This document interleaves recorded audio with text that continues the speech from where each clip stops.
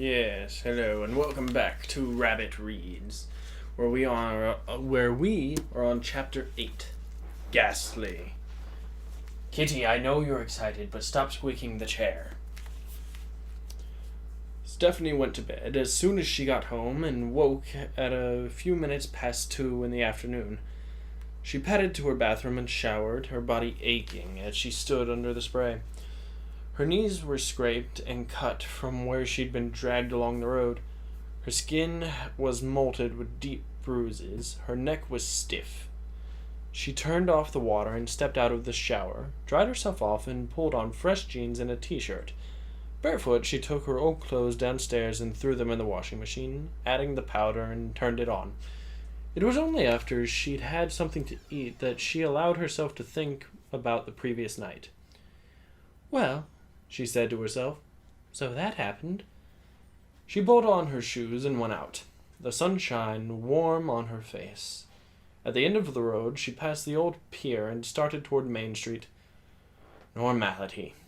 Kids playing football, riding bikes, and laughing. Dogs running about, tails wagging, neighbors talking to neighbors, and the world being as she'd always thought it was. No living skeletons, no magic, no men trying to kill her. A crazy laugh escaped her lips when she reflected on how much her life had changed in the space of a day. She had gone from being a perfectly ordinary girl in a perfectly ordinary world to becoming a target for water-soluble weirdos and a partner for a skeleton detective out to solve her uncle's murder. Stephanie faltered. Her uncle's murder. Where had she got that from? Gordon had died of natural causes. The doctors had said so. She frowned. But these were doctors who lived in a world without walking, talking skeletons. But still, why assume he'd been murdered? What on earth had made her think of that? There are items that cannot be taken, China had said. Possessions that cannot be stolen. In such a case, the owner must be dead before anyone else can take advantage of its power. Her attacker had whoever had sent him wanted something. They wanted something badly enough to kill her to get it. And if they wanted it that badly, would they really have waited for her uncle to die of natural causes before they went looking for it? Stephanie felt cold. Gordon had been murdered. Someone had killed him and no one was doing anything about it. No one was asking the questions. No one was trying to figure out who did it. Except for Skulduggery. She narrowed her eyes. He must have known Gordon was murdered. If he hadn't already suspected it when they first met, he must have worked it out in the library. China probably knew as well, but neither of them had told her. They didn't think she could handle it, maybe. Or maybe they didn't think it was any of her business. It had to be with their world, after all, not hers. But Gordon was still her uncle. A car pulled up behind her. People stared. She looked back and saw the Bentley. The driver's side was still badly buckled from where the car had been rammed, and the windshield was cracked. 3 of the windows were without glass, and the bonnet had a series of ugly dents running up its left side. The usual purr of the engine was replaced by a whirring rattle that cut out abruptly when the engine turned off. Skulduggery, in hat, scarf, and sunglasses, went to get out, but the door wouldn't open. Oh boy, Stephanie muttered. She watched him lean against the door and raise his knee, then he kicked it open and got out, adjusting his coat as he walked over. Good afternoon, he said brightly. Wonderful weather we're having, isn't it? People are staring, Stephanie whispered as he neared. Are they really? Oh, so they are. Good for them. So are we ready to go? That depends, she answered, speaking softly and keeping a smile on her face.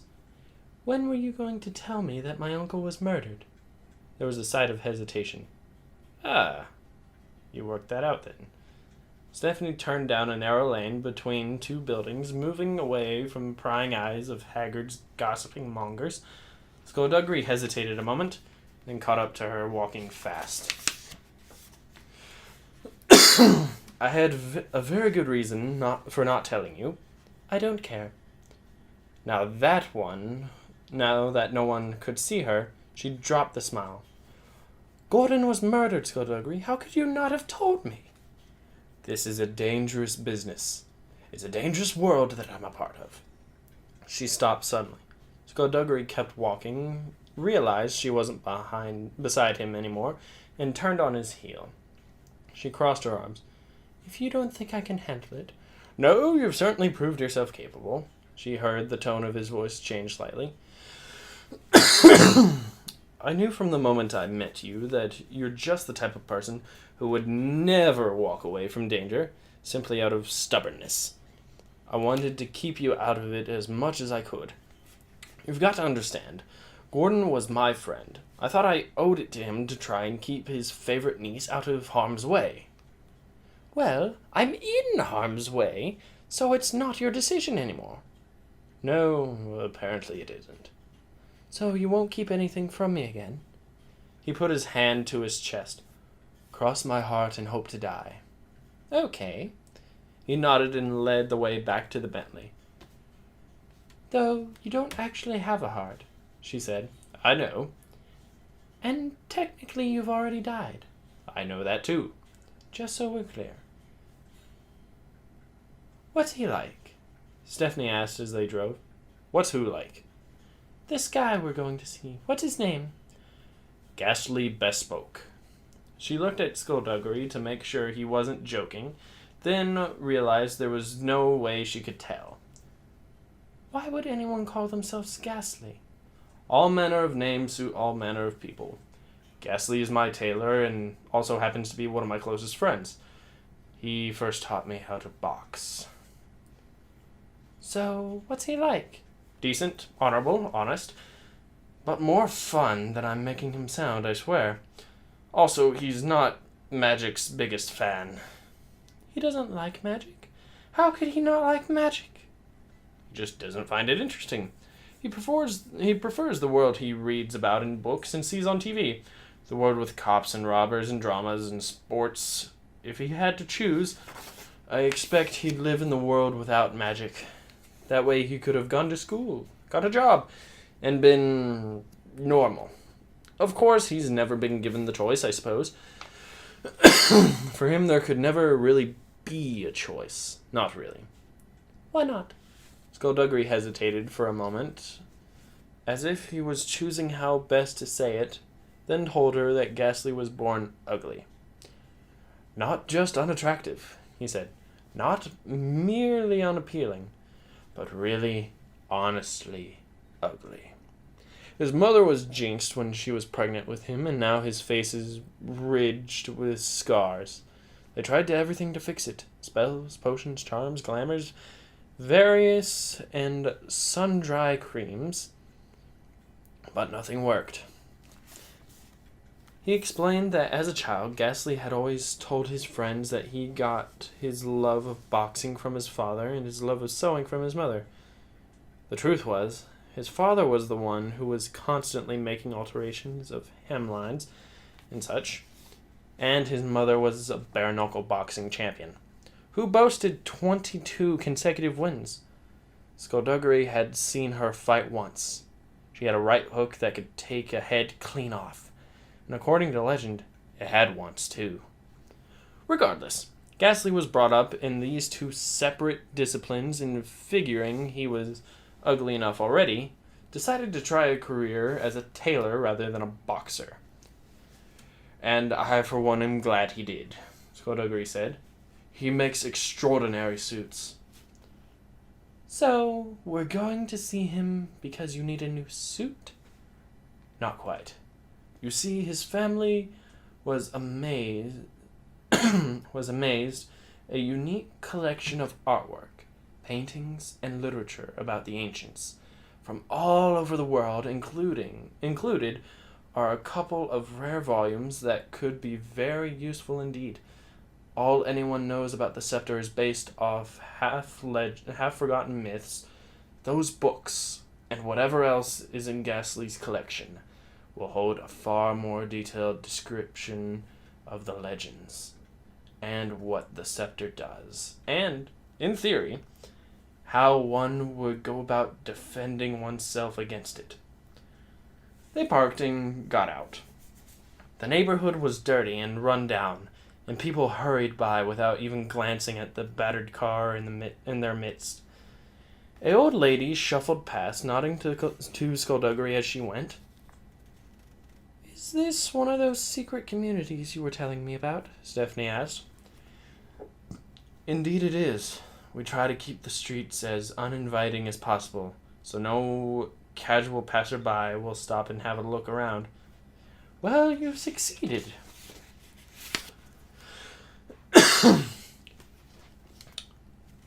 You should be realizing by now that looks are, most often than not, deceiving.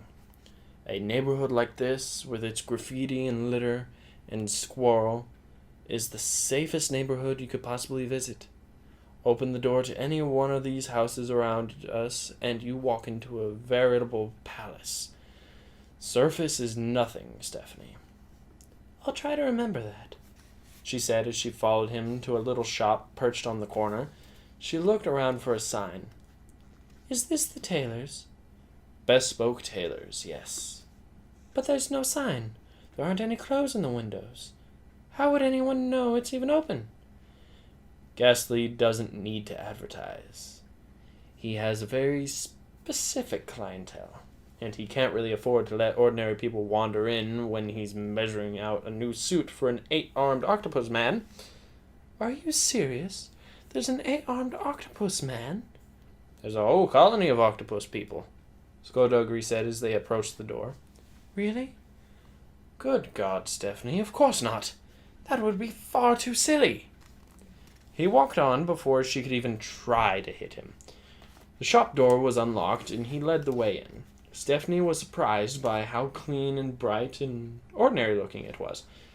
She didn't know what she was expecting.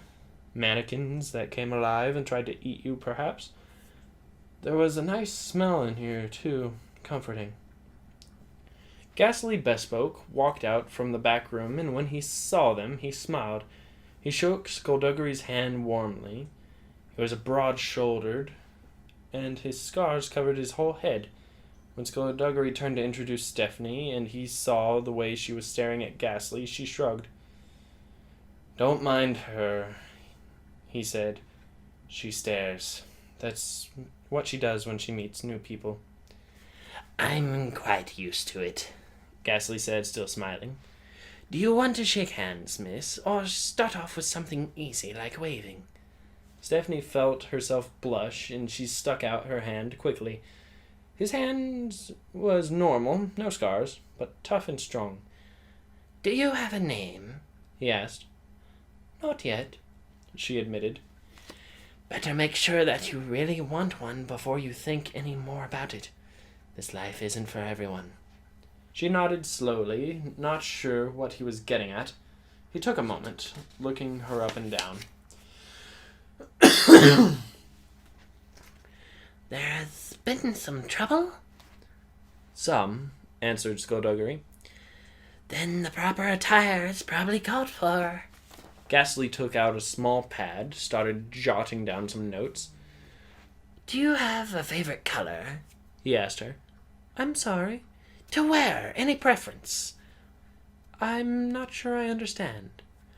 "Not all of the clothes I make are merely examples of exquisite tailoring. Sometimes, if the situation arises, special requirements are catered for." "Such as keeping you safe until this whole thing is over," Skulduggery said. "Ghastly, can you make a suit? Nothing too formal, which could very possibly save your life." "Fashion," said Ghastly with a shrug. "It's life or death." His pen was at the ready. "So once more, do you have a favorite color to wear?" I'm not sure I can afford it." Ghastly shrugged. I'll put it on Skulduggery's tab. Go nuts! She blinked to go from her mother buying most of her clothes to this was a step she hadn't expected. I don't know. I'm not sure. Black? Ghastly nodded and scribbled in his notebook. Can't go wrong with black. He looked up at Skulduggery. Just let me lock up, he said. Then we can talk properly. While they waited for him to do so, Skulduggery and Stephanie wandered into the back room of the shop. Material and fabrics of all types and textures were arranged very neatly in massive shelves that lined the walls. There was a single workspace in the center of the room and another doorway leading further back. He's going to make me clothes, Stephanie whispered. Yes, he is. Doesn't he need to take measurements or something? One glance, that's all he needs. They passed through into a small living room, and moments later Ghastly joined them. Stephanie and Skulduggery sat on a narrow sofa, and Ghastly sat in the armchair opposite, both feet flat on the ground and fingers steepled. So, what's this all about? We're investigating Gordon Edgley's murder, Skulduggery said. Murder? Ghastly said after a short pause. Indeed. Who would want to kill Gordon?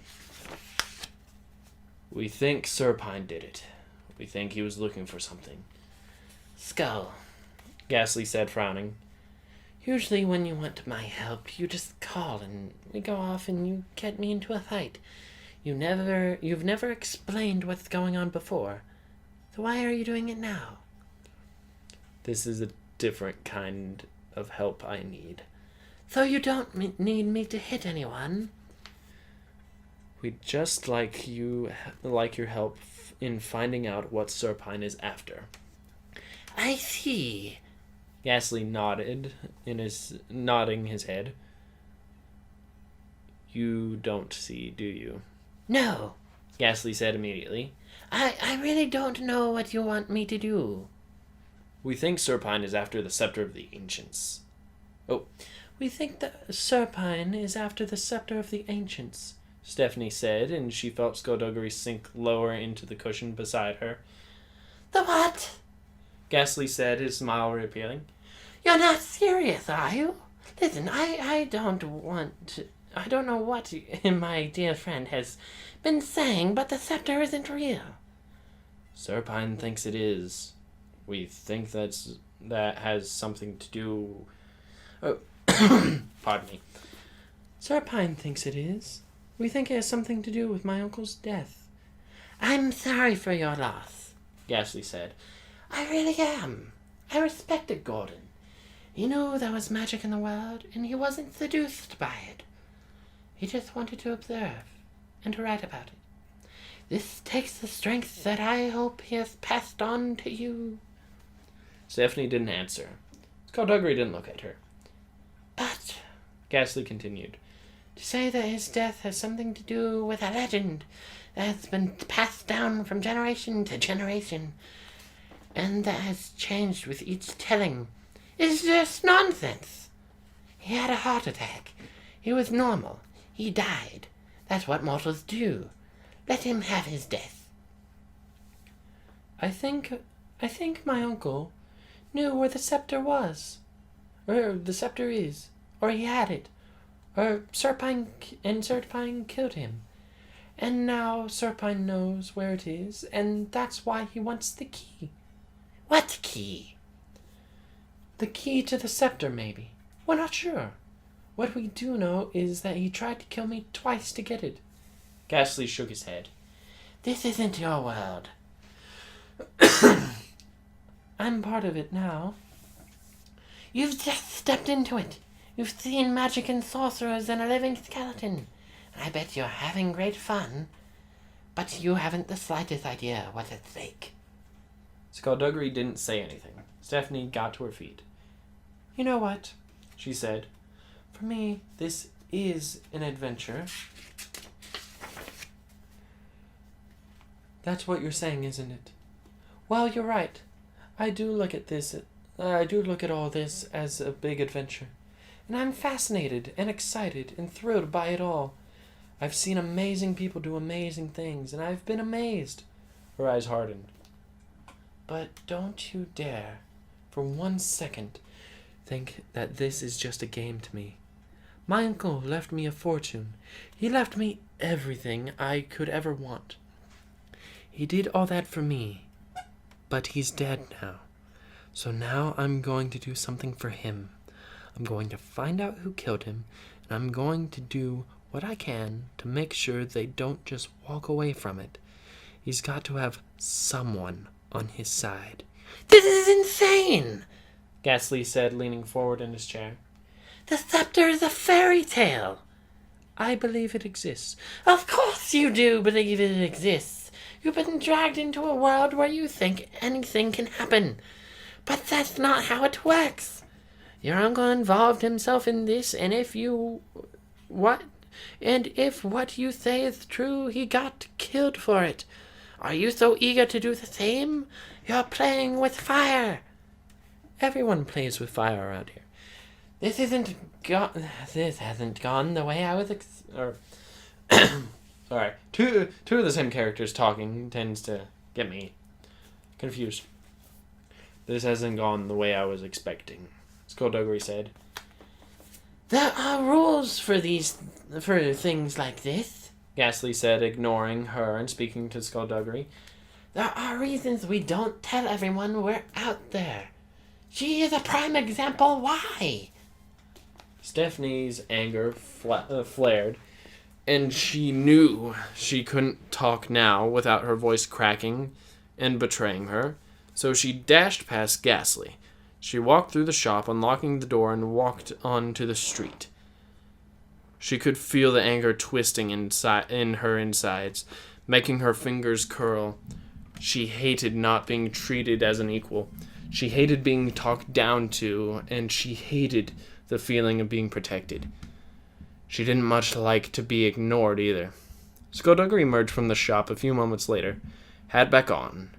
He walked up to her, and as she leaned against the Bentley, arms crossed, and staring at a crack in the pavement.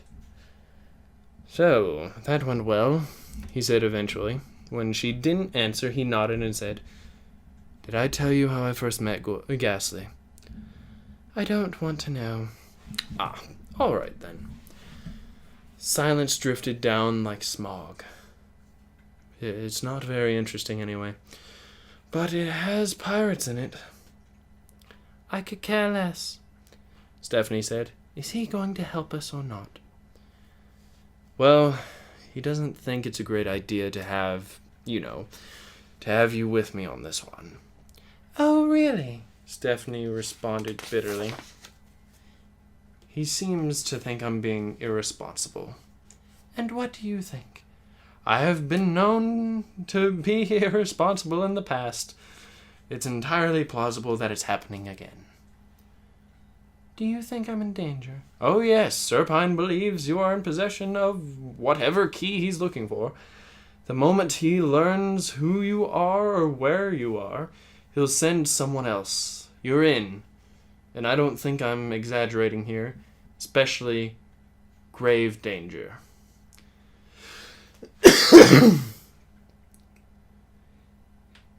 Then let's be absolutely clear on this, okay? I can't leave this. I can't go back to my dull, boring, ordinary life, even if I wanted to. I've seen too much. I'm involved here. It's my uncle who was murdered. It's my life that was in danger, and I am not about to just walk away. That's all there is to it. Well, I'm convinced. So why are we standing around? My question exactly, Skulduggery said, unlocking the Bentley.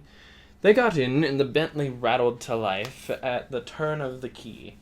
Skulduggery checked the rear view mirror, then the wing mirrors, then remembered that he didn't have any wing mirrors anymore, and pulled out onto the road. So we don't get to look at his family's collection? Stephanie asked as they drove. Ghastly's a good man, and a good friend, and precisely the kind of person you want on your side.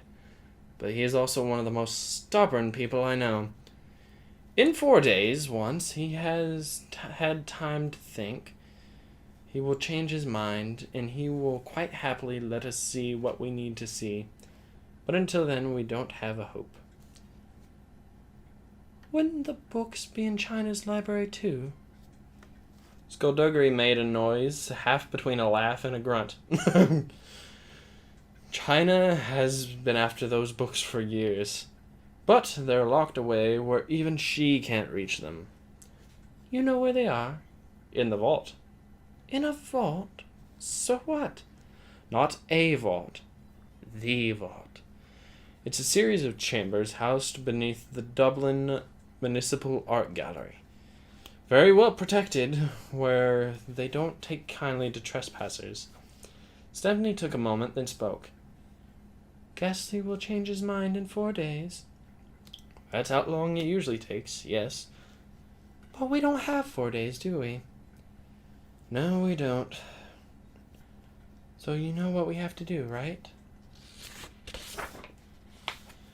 Unfortunately, yes. We need to take a look at that collection. Skulduggery looked at her. I knew you'd be good at this. The moment I saw you, I knew you had an instinct for this job. So we break into the vault. He nodded reluctantly. We break into the vault. The Dublin Municipal Art Gallery was situated in one of the more affluent parts of the city. A gleaming triumph of steel and glass. It stood alone and proud, its lush gardens keeping the other buildings at a respectable distance. Stephanie and Skulduggery parked across the road as part of what Skulduggery was called preliminary stakeout. They weren't going to break into the vault yet, he assured her. They were just here to get some idea of what they were up against. They had just seen the gallery staff and half a dozen security guards leave the building, their shift over for the day. 2 people, a man and a woman, dressed in blue overalls, passed them on the steps and entered the gallery, locking the doors behind them. Ah, Skulduggery said from beneath his scarf. We may have a problem. What problem? Stephanie asked. Them? Who are they? The night shift.